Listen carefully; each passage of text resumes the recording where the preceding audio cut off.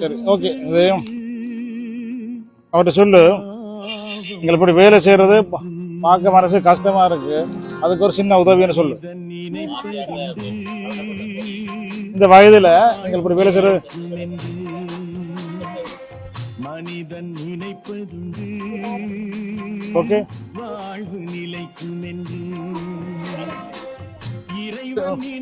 எவ்வளவு நாளும் இந்த வேலை செய்யறீங்க?